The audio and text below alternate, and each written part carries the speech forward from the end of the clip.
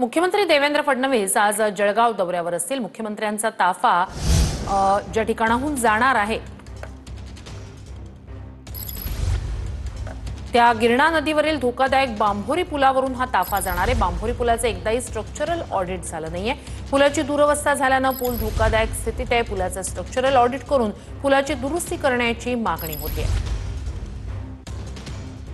जळगाव शहरातून मुंबई ते नागपूर हा राष्ट्रीय महामार्ग जातो आणि या महामार्गावर असलेला गिरणा नदीवरील हा बांभोरी पूल हा सुद्धा धोकादायक स्थितीत असल्याचं पाहायला मिळतं आहे। आणि या ठिकाणचे जे पुलाचे बीम आहेत किंवा पुलाचा रस्त्याचा जो भाग आहे त्या ठिकाणी मी दृश्यांमध्ये तुम्ही बघू शकताय की या ठिकाणी जी पुलाची भिंत आहे ती भिंत या ठिकाणी कोसळत असून तात्पुरती डागडुजी करून दुसरी भिंत या ठिकाणी बांधण्यात आलेली आहे।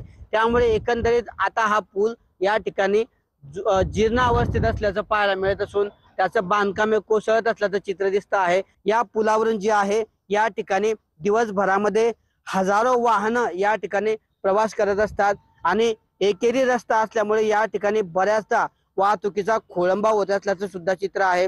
तातडीने या पुलाची लवकरात लवकर स्ट्रक्चरल ऑडिट करून दुरुस्ती होण्याची मागणी ही नागरिकांमधून केली जात आहे। किशोर पाटील, TV9 मराठी, जळगाव।